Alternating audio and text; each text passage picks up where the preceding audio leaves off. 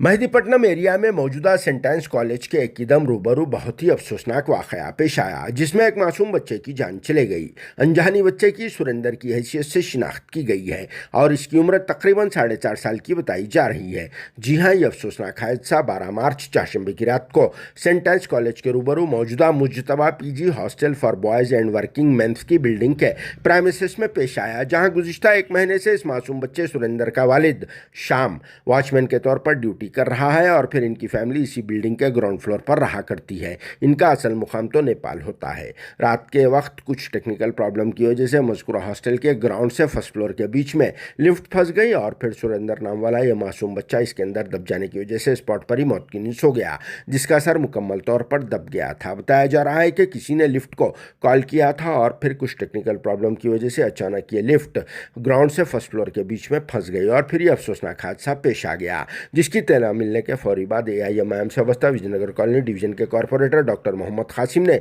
Spot पहुंचकर यहां का तफसीली मुआयना किया और इस वाक़े पर अपने दुख का इजहार करते हुए पुलिस से इसकी अच्छी तरह से छानबीन करके कार्रवाई करने का डिमांड किया है। बाद में आसिफ नगर पुलिस स्टेशन के अमले ने भी स्पॉट पहुंचकर यहां का मुआयना किया और इस सिलसिले में केस बुक करके अनजानी सुरेंदर की लाश को पोस्टमार्टम के लिए उस्मानिया अस्पताल के मुर्दाखाना मुंतकिल कर दिया। तो चलिए इस मौके पर पेश है AIMIM कॉर्पोरेटर डॉक्टर कासिम का बयान। Bureau report RS news Hyderabad. Mehdipatnam division में बिल्कुल सेंटेंस कॉलेज के ऑपोजिट कुतुबशाही मस्जिद के पास एक इंसिडेंट हुआ। लिफ्ट में एक बच्चा फंस गया 4.5 साल का, और उसके बाद जो है MLA जनाब माजिद हुसैन साहब को इसकी इतला मिली और तुरंत मिलते ही MLA माजिद साहब ने मुझे और यहाँ के एरिया प्रेसिडेंट चांद भाई को यहाँ पर भिजाया। हम जब तक पहुँचे, जब तक बॉडी यहाँ से निकाल दिए थे और पुलिस जो है लेके ऑलिव हॉस्पिटल गई, ऐसा इतला कांस्टेबल ने दिया है। हमने यहाँ के मेंटेनेंस जो कर रहे हैं बिल्डिंग के, उनसे भी हमने मुलाकात की और यहाँ के तमाम स्टूडेंट्स जो हॉस्टल चल रहा है उन लोगों से भी बातचीत की है। और वहाँ पर एक CCTV कैमरा है जो उसका कवरेज आता बोल के वो बता रहे हैं, तो इंशाल्लाह वो CCTV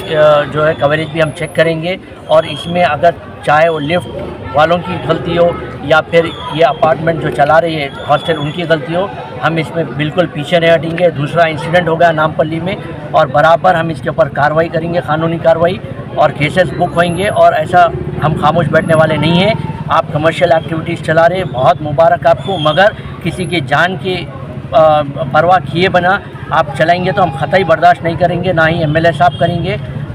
मैं यहाँ से आसिफ नगर PS जा रहा हूँ, वहाँ पर देखना है ऑलिव में क्या हुआ बच्चे का, और वहाँ से मॉर्चरी शिफ्ट कर रहे ऐसी इतला मिली। मैं उस्मानिया मॉर्चरी भी जाऊँगा और पूरा CCTV फुटेज हम चेक करेंगे और इंशाल्लाह क्या है मज़ीद जो है MLA साहब से डिस्कस करके इसके ऊपर हम लीगली प्रोसीड करेंगे। तब ये एरिया में तकरीबन हॉस्टल्स कुछ किराए पे दे रहे फ्लोर 5-5 फ्लोर। अब इसी बिल्डिंग की अगर बात करें तो करीबन 300 बच्चे इस बिल्डिंग में रहते हैं, तो एक छोटी जगह में इतने ज़्यादा बच्चे रहते हैं, कुछ भी सेफ्टी प्रिकॉशन नहीं। तो इसके लिए आप लोग GHMC हो या पुलिस हो, किसी को कंप्लेंट करके इनका इंस्पेक्शन वगैरह कुछ करवाएंगे सर? नहीं, मेरे हिसाब से देखिए कंसर्न PS के पास इसका डेटा होना चाहिए, क्योंकि आज से तकरीबन 1.5 साल पहले कंसर्न PSS ने तमाम हॉस्टल्स का डेटा लिया था, कितने स्टूडेंट्स रहते और कौन इंचार्जेस है, ये तमाम डेटा एरिया PS के पास रहना चाहिए। अगर नहीं है तो इंशाल्लाह हम जो है नामपल्ली के हद तक ऐसे जो भी हॉस्टल चल रहे हैं उनके इंचार्ज कौन है और लिफ्ट ऑपरेटर को अब रखना बेहद ज़रूरी है, और क्या इन लोग कैसा मेंटेन करें इतने बच्चों को, हम बराबर इसकी तहकीकात करेंगे और इंशाल्लाह MLA माजिद हुसैन साहब से बैठकर इसके ऊपर एक स्ट्रैटेजी बनाएंगे।